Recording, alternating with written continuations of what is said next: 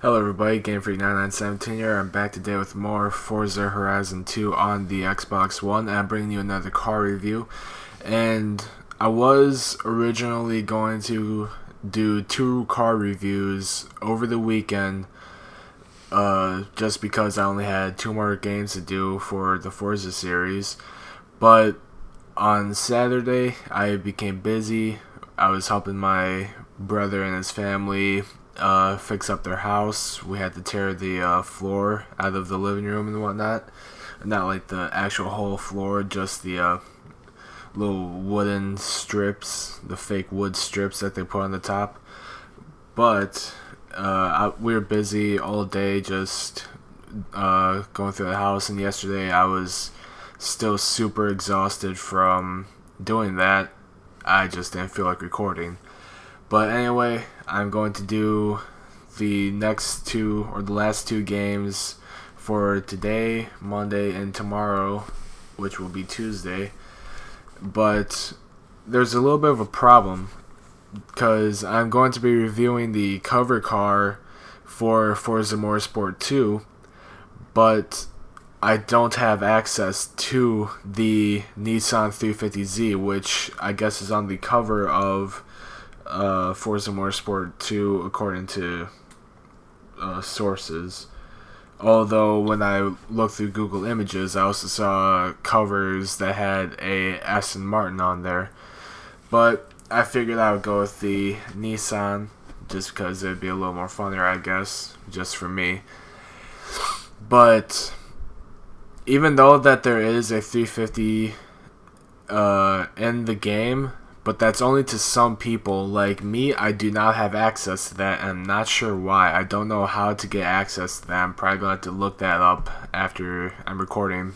But anyway, I'm going to go with the next best thing to the 350, and that is the 370Z. This is the 2015 Nissan 370Z. It makes 332 horsepower, producing 270 foot-pound torque, weighing 3,267 pounds. So it's not the most powerful, and it's a little bit heavy compared to some other cars that make much more horsepower. But we're just going to have to see how it goes. So we have a sort of metallic white, I guess, red, yellow, orange, blue, black, gray, and full-on white. Let's go with this orange, because I remember when I was really young, the 350 was one of my favorite cars.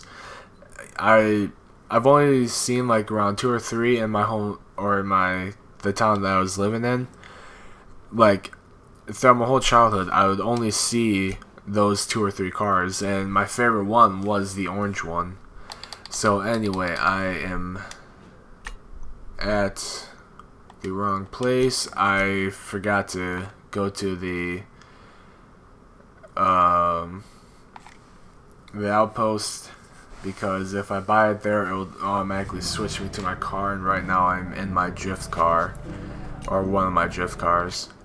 So just gotta go here. Dude, come on in. How can I help? Alright, here's the car. Just because that's a stock one. The S-Class was or the S2 or whatever was my drift car, which is one of my favorite drift cars that I have. Man, already 4 minutes in, and I haven't even driven the car yet. Alright, well, let's just slowly go over here, and let's just take a listen to the exhaust and whatnot.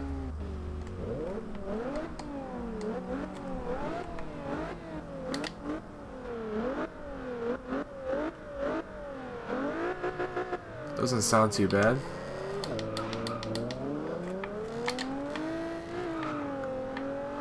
We've got a little bit of wheel spin in second gear. What are you doing, man? Dude, straight up in my lane. Whoa. Whoa. This isn't a supercar. I have to remember that.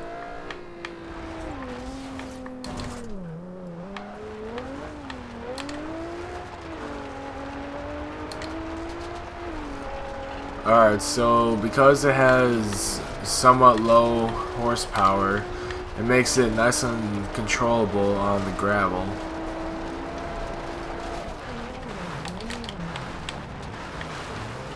Brakes are... they're not the greatest, I guess, but they somewhat get the job done.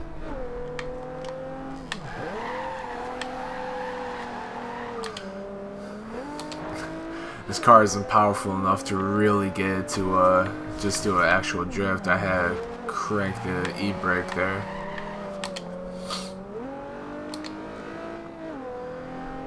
So this car, I have a feeling, isn't going to be the fastest.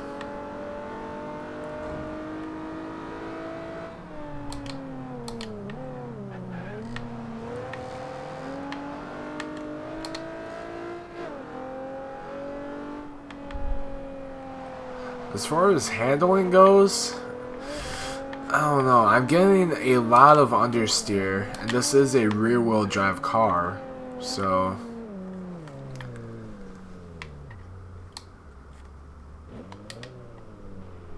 let's take off at about 5,000 RPMs.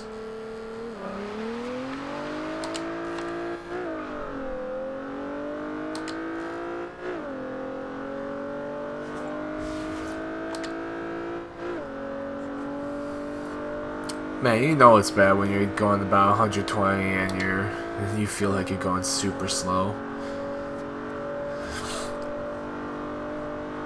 Something that I would like to mention, I think the outside temp gauge on the left of the dashboard are 157.85 across the line, but the temperature gauge on the dashboard sort of, I think it actually changes depending, it might depend on if you go inside the outpost and come back out or not. I'm not exactly sure. But I remember before when I was in my drift car at the docks, it said it was like 72.5 degrees Fahrenheit. So just 69.7. Let's try to keep that in mind, see if it actually changes. Alright, so engine swaps. We have a 2.6 liter inline 6 twin turbo engine, and I believe that is the engine from the R34 GTR, and a 6.2 liter V8, but I'm going to keep the normal engine in there. Do an all-wheel drive swap. I'm not going to do it. We will put twin turbos on, however, and we have choices. We have a choice of stock aspiration, which I'm guessing it's either a single turbo or just naturally aspirated, or twin turbos, a supercharger, or a procharger. Just gonna go with the twin turbos, and let's see how much horsepower this bad boy produces fully upgraded.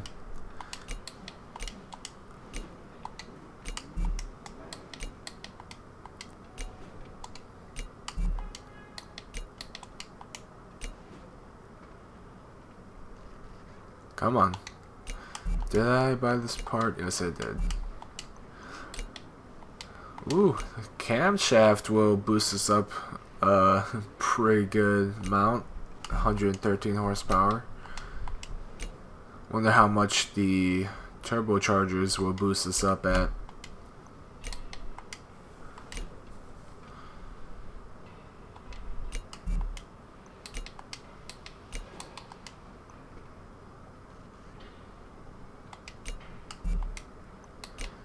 The 136 extra horsepower from the twin turbos when they're upgraded.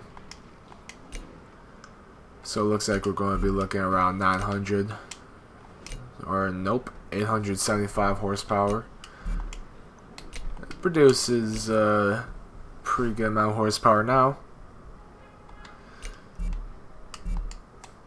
Alright, definitely upgrade those brakes. Get out of here.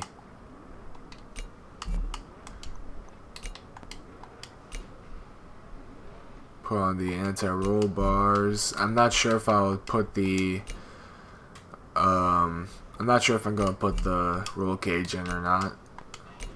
Yeah, I think I might leave it out. Let's just take a look at it though. I don't think it's worth it.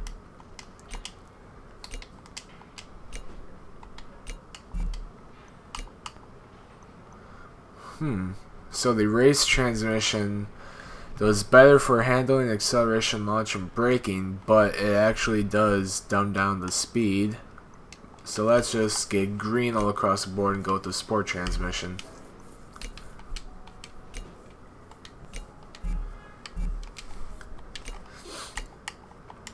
Put our tires on real quick, see what kind of we'll just see what kind of cosmetic stuff we can do. I think we can put some bumpers on and whatnot.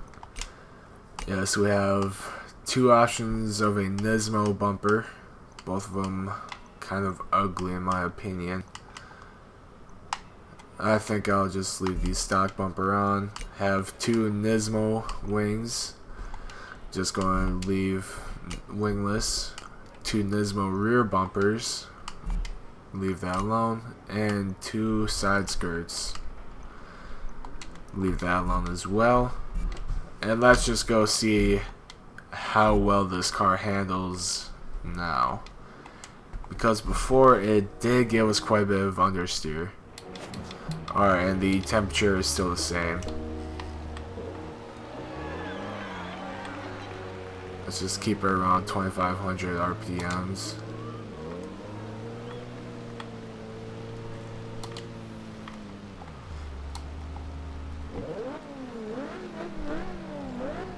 Exhaust service sounds the same. It sounds a little more aggressive.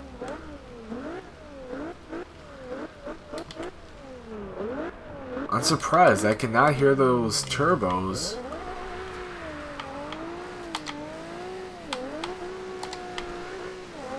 Well, anyway, it's perfect. Testing a 875 horsepower rear-wheel drive car in the rain. Whoopsie daisy.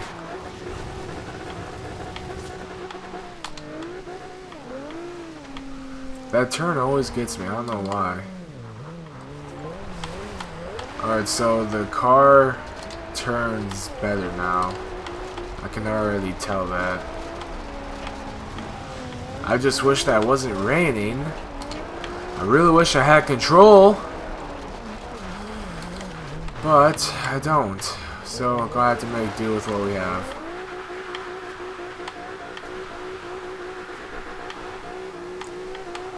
Like I said before, the 370 is one of my favorite drift cars.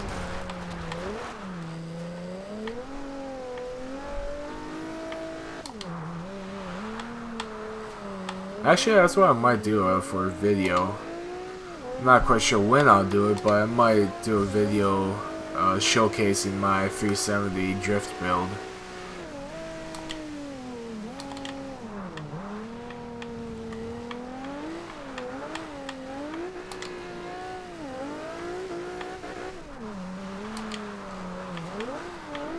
Alright, so it stopped raining, but there's still rain on the ground.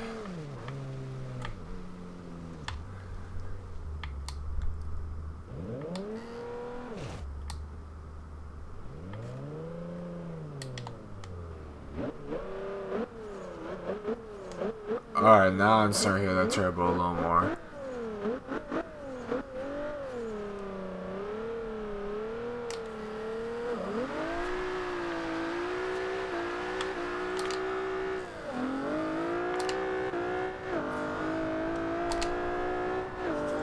So we've already passed the stock speed. Wow, this car is actually fairly quick.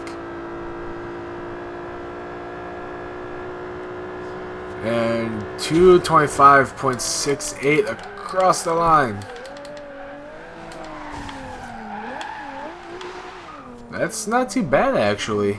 I'm very surprised by that. Alright, so anyway, my overall thoughts.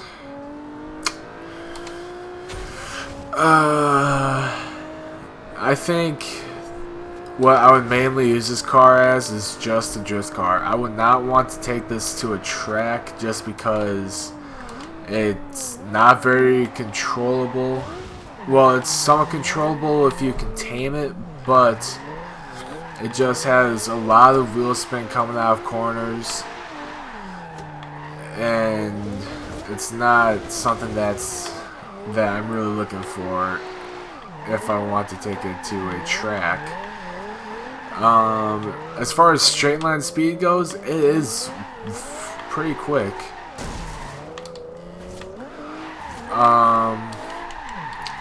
But yeah, because it spins a lot and it's really easy to control, I'd probably just go with making this a drift car or a show car.